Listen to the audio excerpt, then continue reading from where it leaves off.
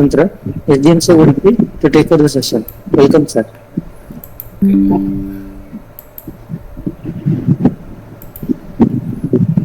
the previous session, we had discussed about management and presentation of ischemic stroke. The next is about the hemorrhagic stroke. Of course, there is a significant similarity between the clinical symptoms of ischemic stroke and hemorrhagic stroke. Certain of the characteristics which can help in differentiating hemorrhagic stroke from the ischemic stroke clinically would be typically hemorrhagic stroke presents with the catastrophic onset. Catastrophic onset in the sense it occurs suddenly, and whenever it occurs, the initial symptoms would be quite gross. Whereas in ischemic stroke, usually it starts in a step ladder like fashion. It starts with a mild involvement and then gradually it spreads from one area to the other, and the patient may become totally paralytic later. But in case of the hemorrhagic stroke, it occurs suddenly, and at this moment there will be an extensive neurological deficit.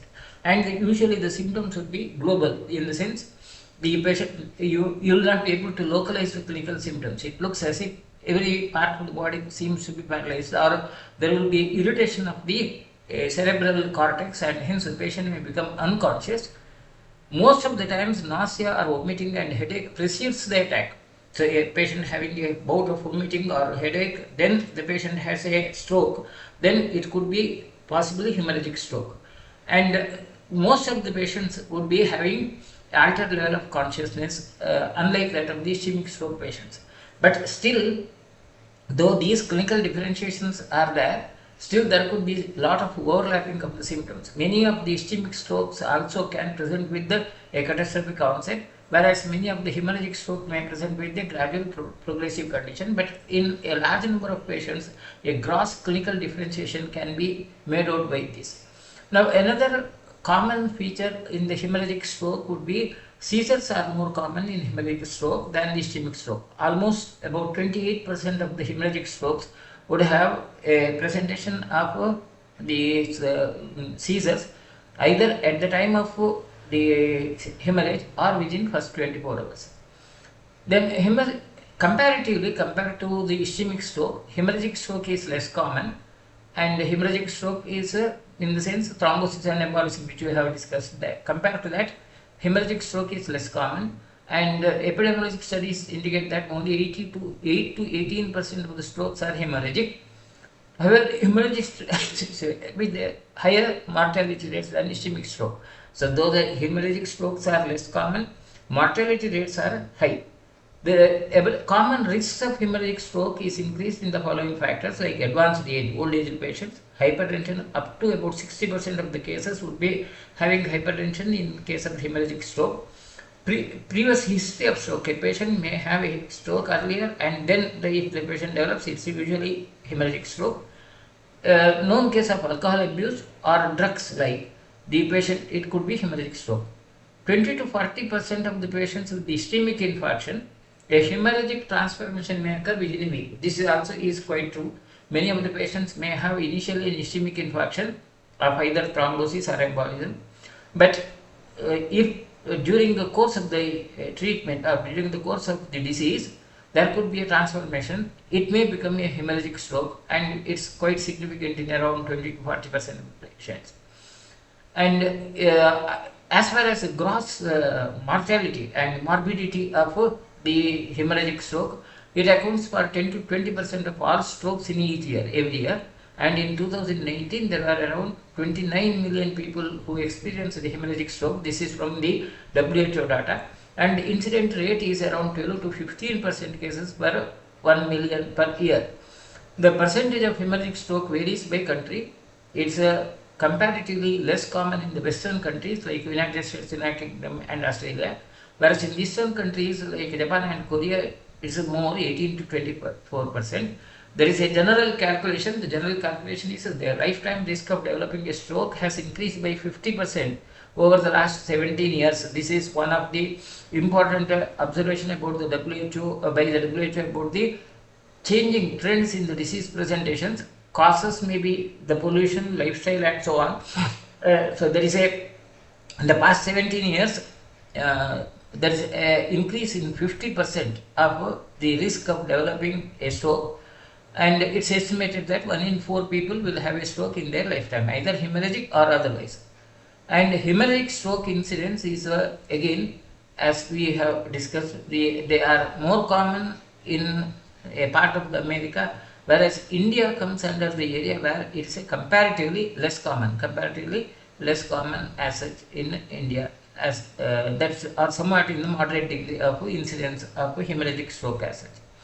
Now, to understand the hemorrhagic stroke, a bit about the blood supply of the brain. Very brief, I am not going into much detail.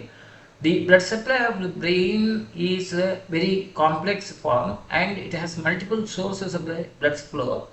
The vertebral arteries, they form the vertebro-basilar artery, and that vertebro-basilar artery would have the branches of posterior cerebral and superior cerebral arteries, whereas the carotid would be entering into the circle and forms the circle as such, and it forms the anterior choroidal artery, the branches as such, and middle cerebral arteries, the branches of the middle cerebral arteries.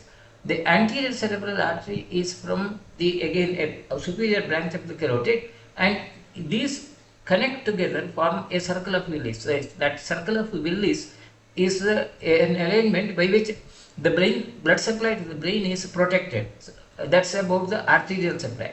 Whereas the venous drainage of the brain would be from the periphery, it reaches to the posterior vein and then the cavernous sinus. One of the important issue is the cavernous sinus. Cavernous sinus, all the blood would be accumulated, all the blood from the brain, or rather major amount of the blood from the brain would be accumulated over there. And from there it gets drained into the systemic vein of the jugular system.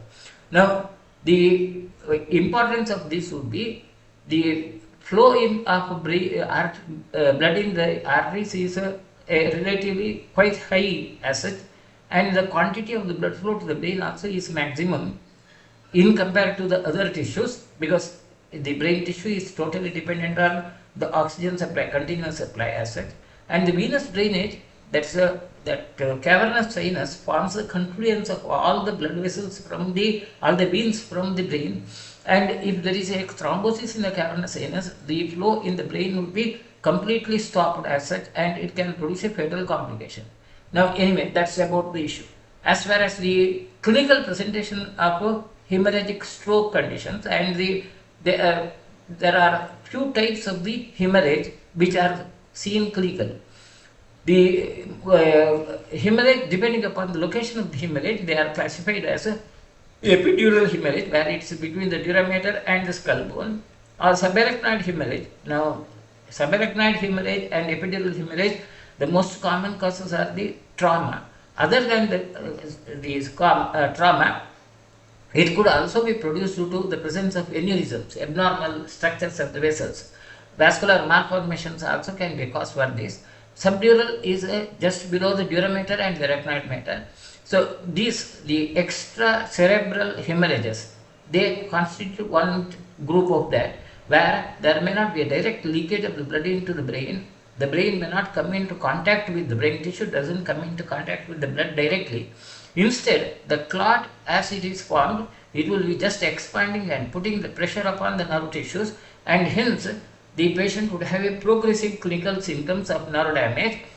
At the same time, as there is a hemorrhage, there would be some ischemia or reduced blood flow to the brain in the corresponding vessels, corresponding area. So the clinical symptoms slightly vary in case of that extra cerebral hemorrhages. When I say extra cerebral hemorrhage, subarachnoid hemorrhage, epidural and subdural, in all these, the basic presentation would be, basic complication would be an expanding hemorrhagic spot which produces the compression of the brain. Whereas intracerebral hemorrhage, there could be bleeding into the brain tissue, and in that condition, the most troublesome would be because there is a hemorrhage, the blood vessel will be damaged, and hence the corresponding area of the brain which is supplied by that particular blood vessel would be ischemic. At the same time, the blood which leaks into the tissues will be toxic to the nerves. See, nerves are not meant for being in contact with the blood directly. You will always have a perineural sheath, that blood-brain barrier does exist, and this protects the nerves. And when the nerves directly come into contact with the blood, there will be more of irritation, and that's one of the issues. Moreover, the blood may leak into the subarachnoid space and mix with the CSF. And if the blood mixes with the CSF, either within the ventricles or directly into the CSF, then all the nerve tissues, the cortex, which becomes involved, it becomes irritated by the presence of the blood, and that results in a global presentation, involvement of the whole of the cortex or the whole of the brain hemisphere seem to be irritated, and that's the clinical presentation of intracerebral hemorrhage. And the chances of this, that global presentation, involvement of the CSF or contamination of the CSF with the blood is higher in case of the intracerebral hemorrhage, whereas extracerebral, subdural or subarachnoid hemorrhages, that chance is comparatively lesser. I don't say impossible, it can, but comparatively lesser as such. The most common causes of the hemorrhagic stroke, particularly intracerebral, are hypertension, the most common, amyloidosis, cerebral amyloidosis, patients who have abnormalities of the bleeding disorders, coagulopathies, that's where the clotting time is enhanced due to other systemic factors, or patients who are on anticoagulant therapy, or patients who are on thrombolytic therapy for acute myocardial infarction, particularly ischemic stroke or ischemic stroke conditions. Anticoagulant therapy or thrombolytic therapy is one of the standard protocol for the ischemic stroke condition. And in the ischemic stroke, if you give this aspirin or maybe the clopidogrel for a longer duration or in higher doses, it can convert that same into the hemorrhagic stroke. Patients who have arteriovenous malformation like aneurysm, as I told you earlier, it's about the same issue. Diseases like vasculitis also can result in hemorrhagic stroke. Intracranial neoplasms also can be a cause for the hemorrhagic stroke conditions. One of the important attention drawing issue is, and a current issue is, a role of microbiota of the gut-brain axis in cerebrovascular hemorrhage is one of the recently drawn interest. So, lots of research articles are coming up which establish the relationship between the intestinal microbiota and the possibility of the hemorrhage, cerebrovascular hemorrhage, stroke condition. Now, this is exactly where the concepts of Ayurveda are established. The Vata being related to the Pakvashaya, and the abnormality of the Pakvashaya can result in the abnormality of the different organs of the body, multiple organs of the body. Of course, gut-brain axis and the importance of the microbiota of the colon now is being established and in relation to many diseases. But one of the most important is the gut-brain axis, where the hemorrhages are related to this issue, and hence that's the point where the Ayurvedic theory, where the Vata is considered to be having a Mula in the Pakvashaya, is being now recognized, identified. So, not that by that we have something great with Ayurveda, something of that sort, but the important is Ayurvedic students should not feel awkward to say that Pakvashaya is the Mula of the Vata, and Vata, majority of the conditions, Vata is related to the neurological conditions, so relationship with the neurological conditions and the Pakvashaya, and hence the administration of the Basti and Basti related treatment. There is no need of inhibition, that's all the point. So, not necessary that, I am not saying that this new form of thought has produced a change in the approach to the Ayurveda, but it's not that way. The only thing is we should be committed to our theories. Those who are interested in reading about this, you may go to any of these references, which I found quite elaborate and quite useful. These references, you may get them in the internet and you may read them for more information. Now, once there is a hemorrhage, the possible outcome or possible changes which can occur could be, once there is a hemorrhage at the area, the blood-brain barrier breaks down, which results in the irritation to the nerve tissues, and hence there will be edema of the nerve tissues. Edema may result in edema in the surrounding area. So, what happens, as in case of the ischemia, there will be a central area of the hemorrhage. The brain tissue, nerve tissues around the area also become edematous, so there will be widespread damage. That's one possibility. Or another possibility could be, it can result in an inflammation, because there is a hemorrhage. The hemorrhage may result in inflammation of the tissue. Inflammation may result in a modification of the function. There will be a sort of necrosis, and then that necrosed tissue would be taken up by the macrophages, so that that area becomes lysed. There will be a hollow red area. That's what we call as the pyroptosis or necroptosis. Necroptosis or pyroptosis means the tissue is damaged, and the damaged tissue is liquefied, and there is a empty area which can present as a cystic swelling. Or occasionally there could be, from the inflammation, it may result in recovery, resolution and recovery. The condition may recover well, or the inflammation also can add to the hematoma, that the perihematal edema.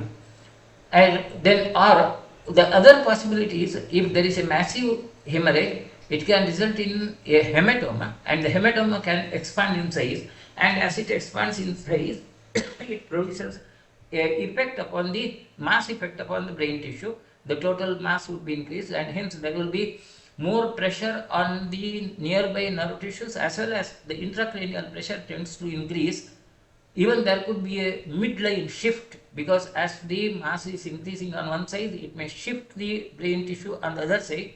So the symptoms of nerve damage could be more extensive. It can be even on the other side, and all these would result in a severe oxidative stress, and the nerve tissues may be damaged. Even those nerve tissues around the area may become damaged. Not only the nerve tissue which is directly exposed to the hemorrhagic condition, around the area there could be damage, which can result in accumulation of intermediary metabolic products like iron and iron supplement, and that can result in a significant impairment of the function of the nerves even around the area, or maybe a whole or major part of the brain or whole of the brain.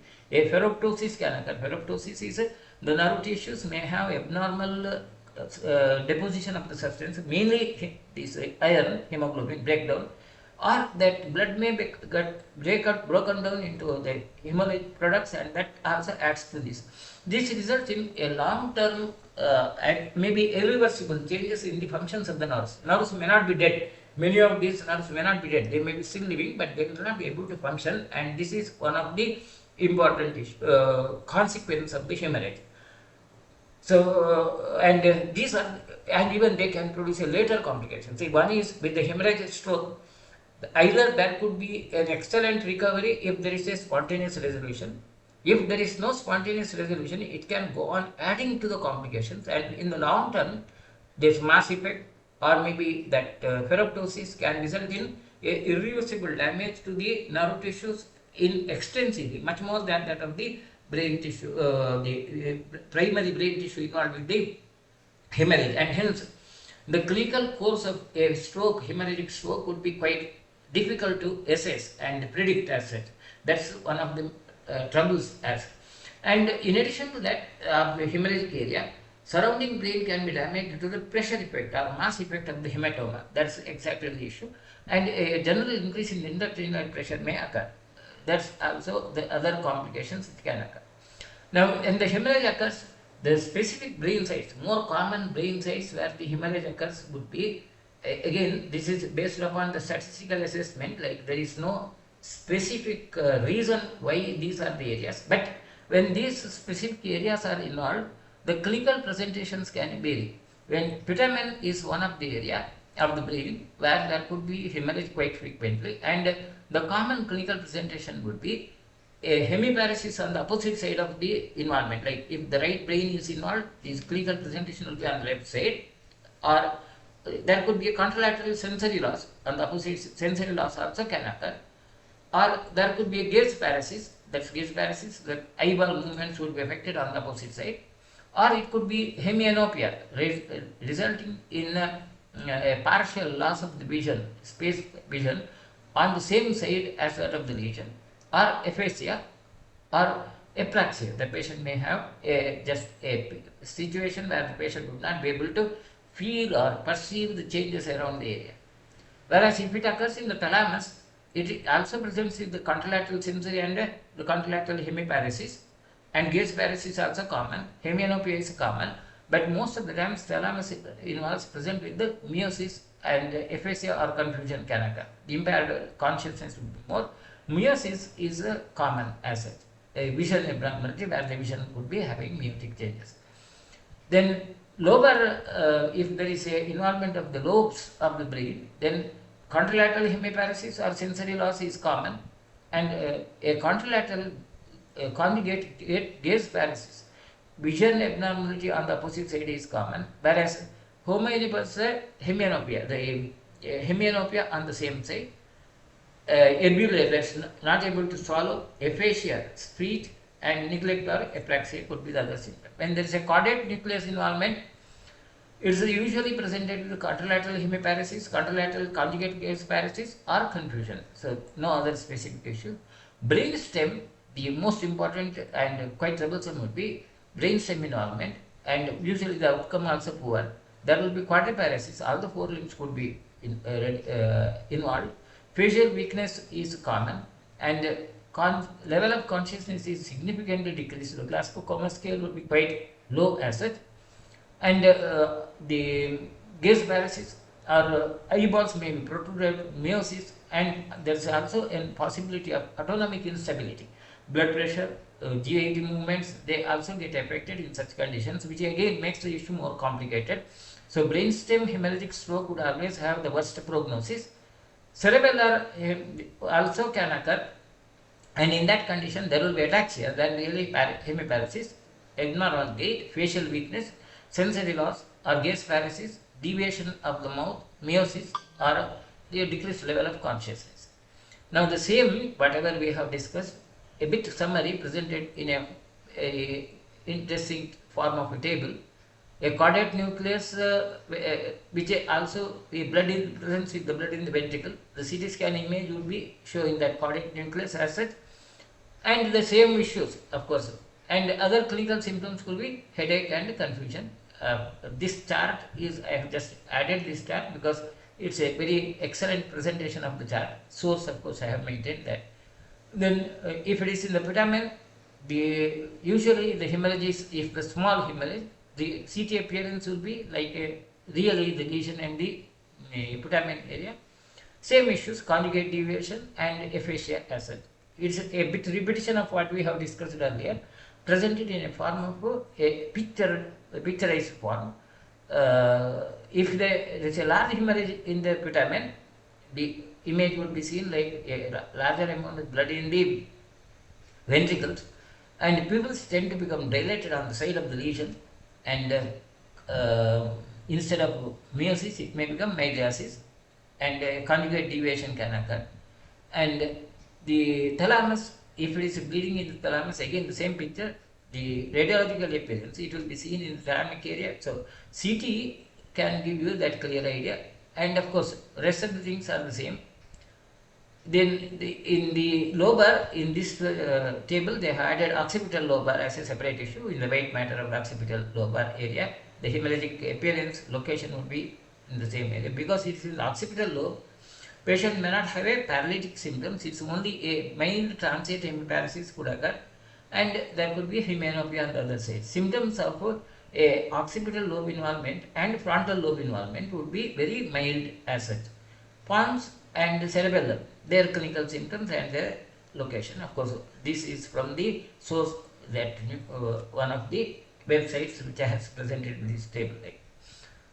Now, intraventricular hemorrhage is another of the major complications of any of these hemorrhage. Though intraventricular hemorrhage chances are more in case of putamen hemorrhage and thalamic hemorrhages, and it's seen in 30 to 28% of the patients, and either it could be due to patients with the ruptured aneurysm in 37 to 54% of the patients. Intraventricular hemorrhage also is a significant predictor of poor neurologic grade and outcome. See, if there is an intraventricular hemorrhage, the outcome would be poor as such.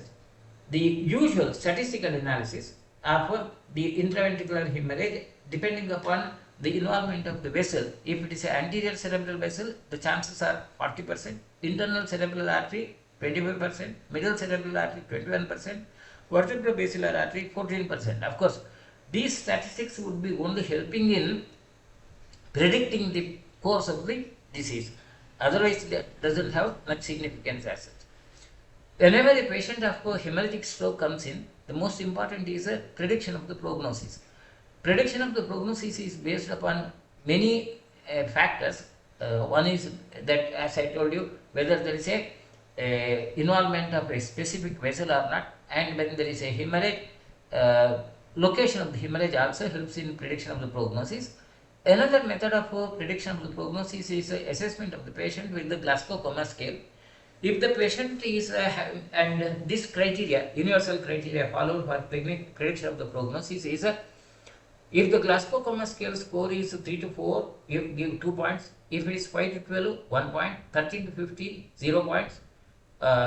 Then age is, if it is above 80 years, then 1 point to be added. Then infratentorial region, origin, if the location is involving below the tentorial region, then 1 point.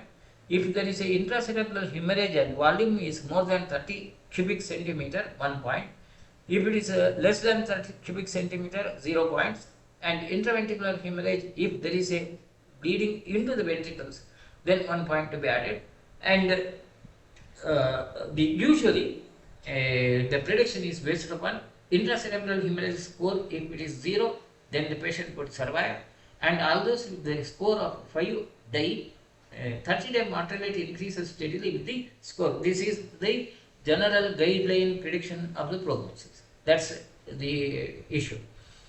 Other prognostic factors also are a non-aneurysmal perimesencephalic stroke has a less severe clinical course and in general a better prognosis. If there is no vascular abnormality and the patient has a lesion outside the brain lobes, then the stroke is produced, the outcome is better. The symptoms also are milder. And presence of blood in the ventricles is associated with a higher mortality rate.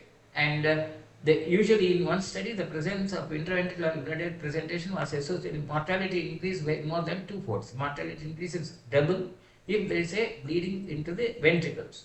Then patients with oral anticoagulation therapy, and then the patient have developed intracerebral hemorrhage, then their mortality rate is higher than, and their functional outcome, recovery also is less.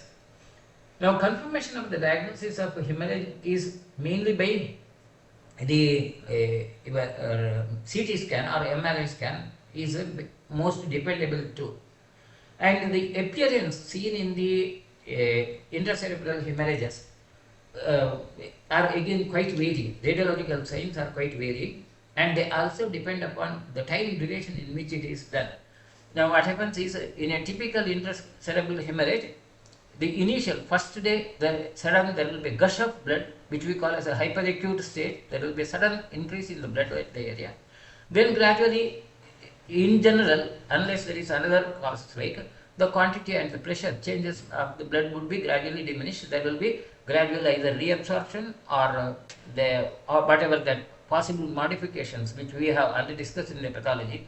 Either it could be a pyroptosis or it could be ferroptosis. Any of changes would occur, and these can be seen in the CT images. Like a hyperacute, if there is a very massive blood loss, it may not be seen as obesity. Instead, there will be a sudden loss of the death of the tissue, and hence the CT scan image shows a necrotic changes. If it is a acute, a moderate amount of blood, the blood would be seen as a opaque image as such. Later on, if it is in the later stages, gradually the blood may get reabsorbed, and instead of that opacity, you may have the dead tissues where it may look like an ischemic stroke, but the only difference is there will be a hollow area produced over there. Or ultimately, the brain tissue may have a ferroptosis, or which we also call as gliosis. The nerve tissues may become having deposition of that abnormal substance. The whole nerve tissues may shrink, and the shape would be altered, density will be altered, the nerve tissues will become somewhat hyperdense, and there is an area of clot which is remaining as such. Even that ventricle's shape may become dilated. The effect may be seen globally. That's what we call as gliosis. That's about the possible changes as such. Now, the same changes which can be identified with the different types of the MRI scans, like either T1 bead or T2 or T2 bead MR as such. MRI, depending upon the type of bleeding, the images could be quite varied. That's the important issue.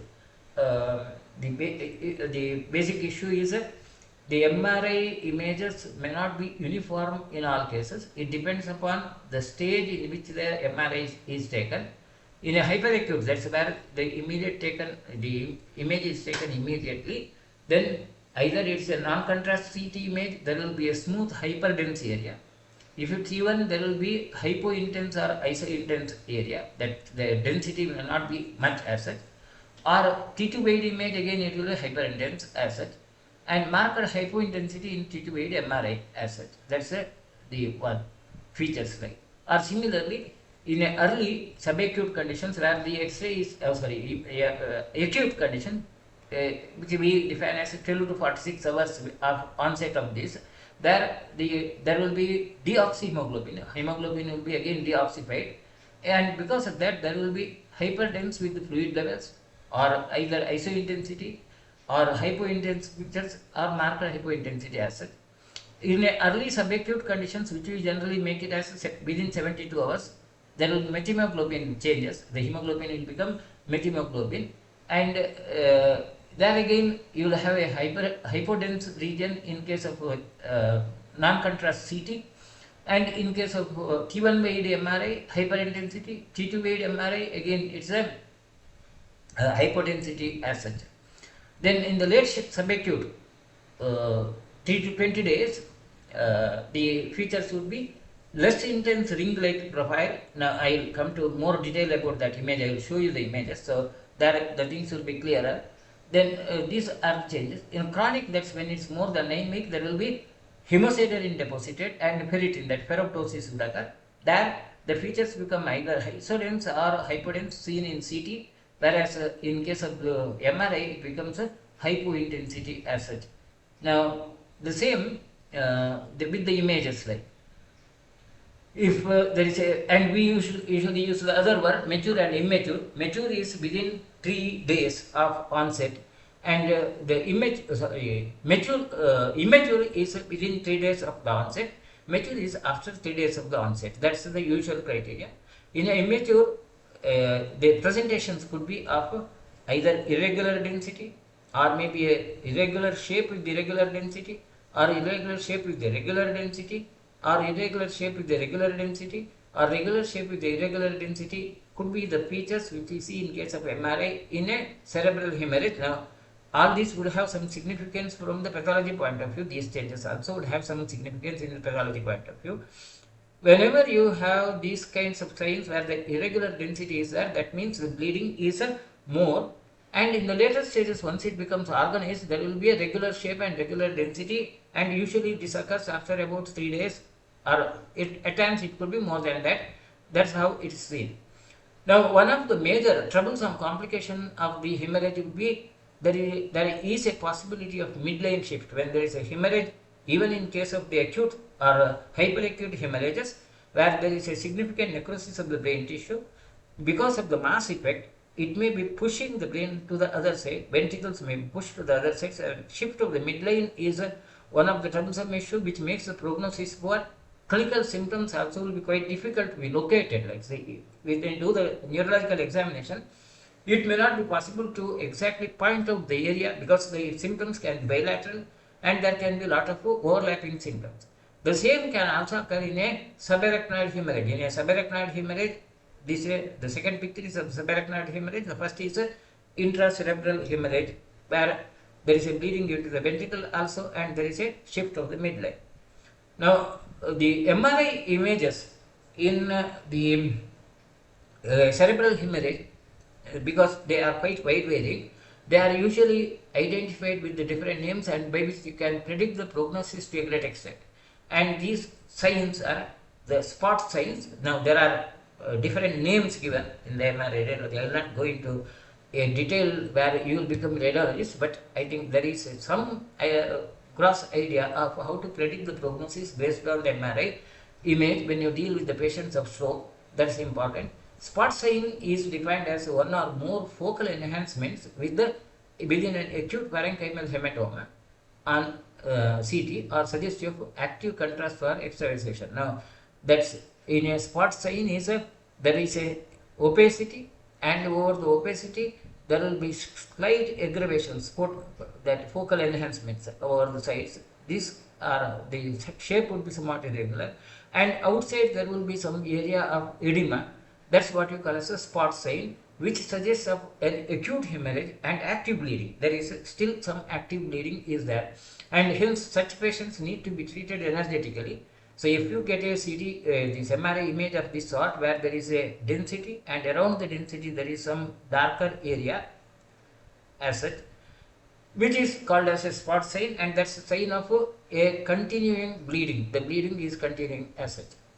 Then another sign is swirl sign. Swirl sign is defined as regions of hypoattenuation. Within that opacity, there is some areas of reduced density or some areas with the uniform density, and they are suggestive of a hyperacute bleeding or active bleeding within the acute hematoma. A patient may have a hematoma earlier, and over the hematoma there could be another episode of bleeding that is suggestive of a swirl sign. And when you have these kinds of representation, usually this happens in a patient who is under follow-up for the clinical course of stroke management, and then when you go for some repeat MRI, if this kind of a feature is seen, like the opacity is of irregular consistency and then there is another edema area, zone of edema around, that's suggestive of enhancing bleeding as such.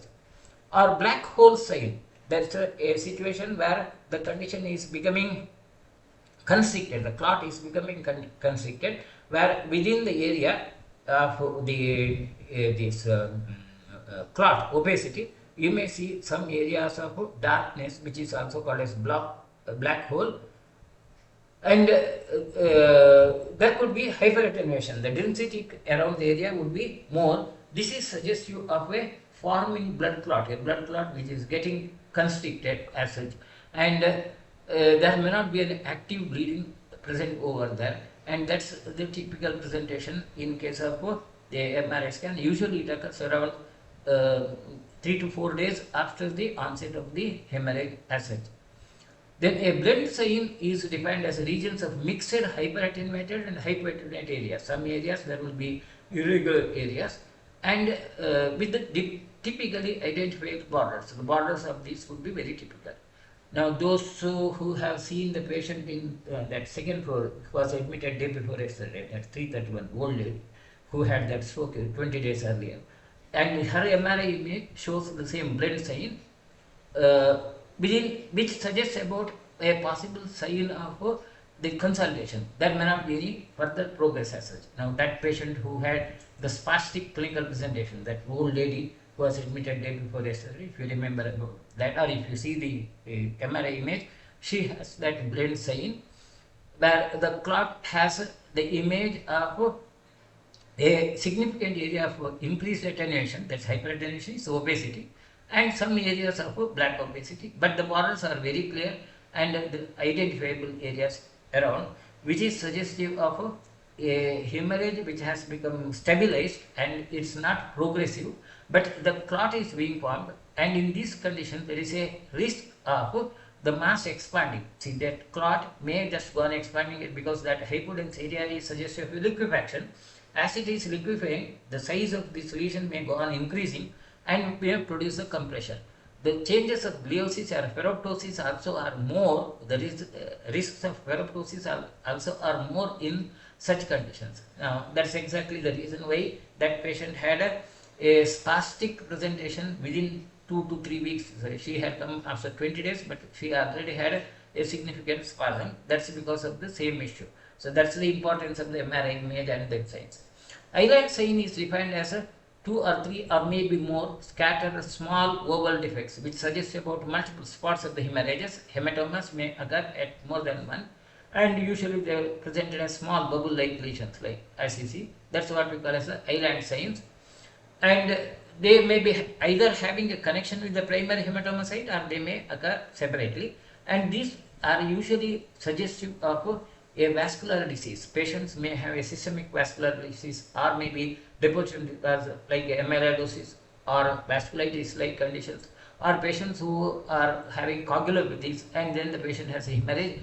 Island signs are more common, which suggests of multiple spots of the hemorrhage. Satellite signs also are another variation of a similar issue where there could be more than one hemorrhagic sites and maybe small hemorrhagic site at a distance, and the distance between the primary and the other is more than 1 to 20 millimeters, 1 millimeter to 20 millimeters from the main hematoma. They are called as satellite. Now satellite and island, they do not make much difference as such. The only issue is about the distance between the two, and a satellite sign is always a possibility of a vascular pathology. There is some abnormality with the structures of the blood vessels. That's the general notion which you have to consider. Again, the same, I have another image like the spot sign, swirl sign, black hole sign, blend sign, island sign, satellite sign. Similar images, another source which gives a better clarity about the changes as such and their course of the illness. That's the about the MRI images as such. Causes of the hemorrhage also can be of different categories, as we have discussed earlier. MRI image can help in making out certain of these issues.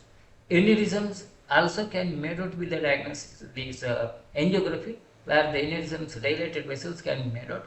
Cavernomas are abnormal dilated vessels, a tumor structures as such, or arteries, these atherosclerotic arteries, ischemia due to injury, trauma, where subdural and there is a possibility of brain involvement. A tumor, expanding tumor which has resulted in a hemorrhage. Vasculitis conditions which often present in that satellite image or island image like conditions. These are the same issues. The purpose of showing this image again is to make that very clear. Like other rare conditions, arteriovenous malformations which also can result in the same. Then microangiopathy, where the patient may have vasculitis conditions and the hemorrhage has occurred, where you will have a defined lesion over there. Like, and then moya moya is another of the specific disease entity commonly seen in eastern countries like Japan and China, where there is a vascular pathology presents in the hemorrhagic stroke. Then mycotic aneurysms with due to the fungus as such, or thrombosis of the sinus, where clot has occurred and then a secondary hemorrhage has occurred. Telangiectasia, abnormality of the blood vessels, dilated vessels. These are certain of the images which can give you an idea about the cause of the hemorrhage. But practically, when we deal with our patients regularly, this much of the detail generally is not dealt with. It's only confirmed like whether it is a hemorrhagic stroke or a ischemic stroke. Then as far as the management is concerned, the management of hemorrhagic stroke also is on the same lines as that of the ischemic stroke. The differences are because the presentation would be quite rigorous, severe. Your intervention also could be more rigorous. So support, life support as the usual, the first thing. Anticonvulsants to prevent the seizure recurrences, like antihypertensive agents, as we have discussed, like osmotic diuretics to decrease the intracranial pressure in the subarachnoid space. Now, important is osmotic diuretics should not be administered in case of intracerebral hemorrhages. But in subarachnoid space hemorrhages, osmotic diuretics are the drugs of choice.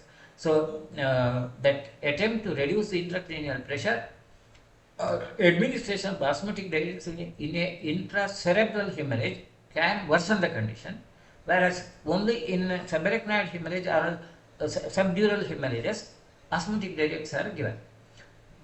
As far as the recommendation treating the elevated BP, blood pressure, the AHA guidelines, of course, I have referred to this in the earlier presentation also, that about the ischemic stroke. The same is true. If the systolic BP is more than 200 mm, then the mean arterial pressure is over 150 milligram, then aggressive reduction of the BP with the continuous IV infusion should be done, like nitroprusside or such nitrates can be given, which can reduce the blood pressure immediately. And you have to follow the blood pressure every 5 minutes. Rigorous reduction may be suggested in the conditions where the systolic pressure is more than 200 mm. If the systolic blood pressure is 180 and the mean arterial pressure is 130, then intracranial pressure may be elevated. Then in that condition, intracranial pressure has to be reduced by intermittent and continuous administration of the intravenous medications slowly.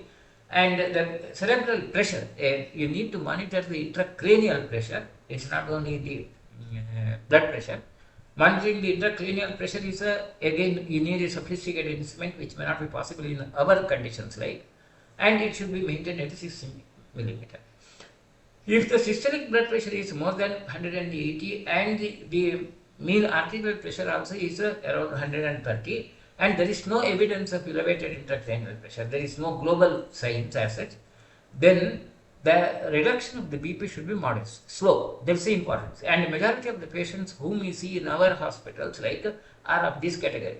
So what we generally do is if the patient has in the first two categories where the intracerebral pressure is increased and the mean arterial pressure is very high, we need to refer the patient to a facility where ICU facilities are available and monitoring intracranial pressure is necessary, and a intravenous infusion of antihypertensive drugs always needs a regular monitoring. So in a setup like our hospital, it may not be possible to treat a patient. So when a patient of acute cerebral hemorrhage comes to the hospital, and when you are attending to the patient, this criteria is important. If the circulatory pressure is more than 200 or 180 and the patient has evidence of increased intracranial pressure, that the patient is not conscious and signs of cortical irritation like constricted pupils are there, you refer the patient to a facility where the acute management facilities are available.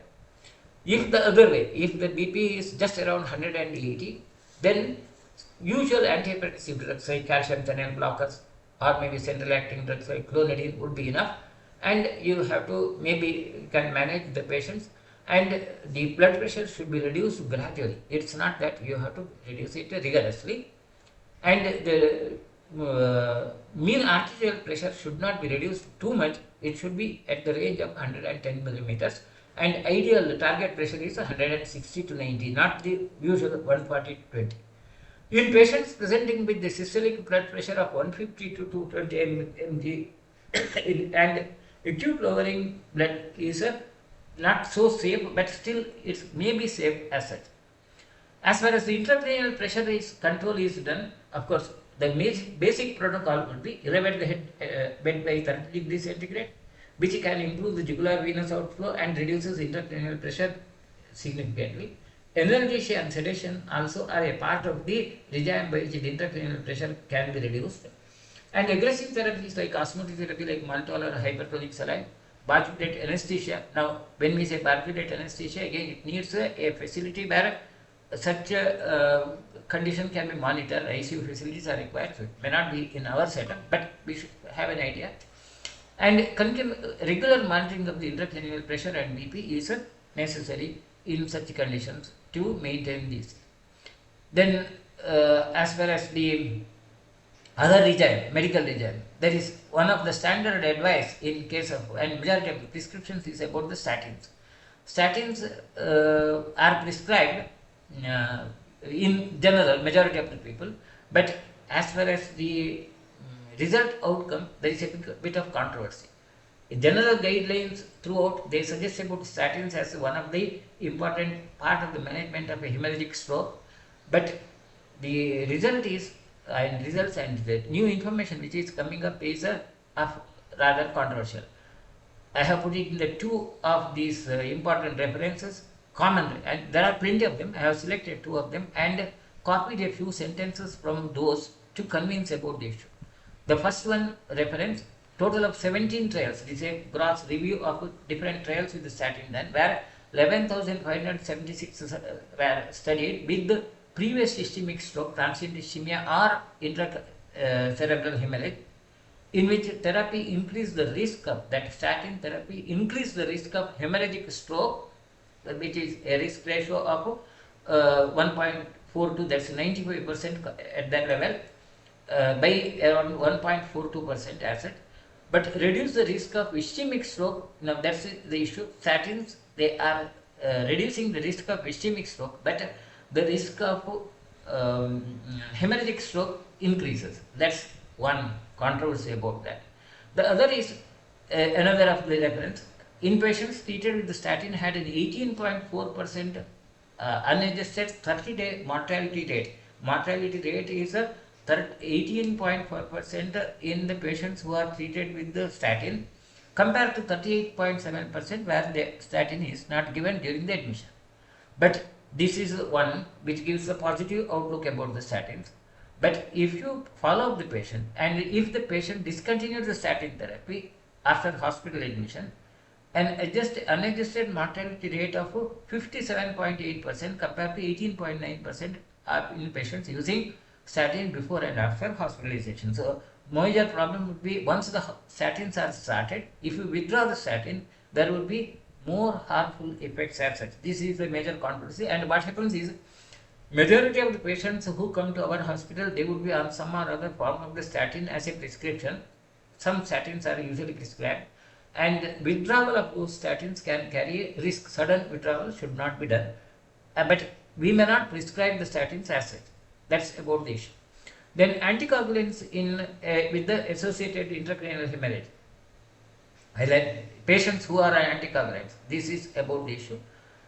Intravenous vitamin K, patients who are on anticoagulant and then they have a hemorrhage, the treatment should be intravenous vitamin K may be necessary, or fresh frozen plasma may be necessary, or prothrombin complex. A new drug is coming up, that factors, that factor 7A, which also can be given in patients with the abnormalities of the disease as such.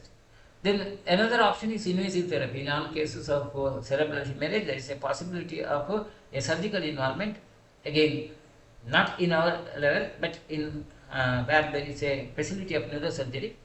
And it's claimed that the outcome with surgery can be better if the patient surgery is undertaken within 8 hours of onset, and volume of the hematoma is moderate, like 20 to 50 ml, and the Glasgow Coma score also is not very poor, like 9 to 12, and patient's age is 50, 69 years. In these conditions, acute surgical treatment may be necessary. With this, we will conclude today. We take up subarachnoid hemorrhages and these vertebrobasilar stroke varieties, and conclude with the stroke. If there are any questions, I will answer. No questions. So we will conclude today. We will continue in the next session. Right.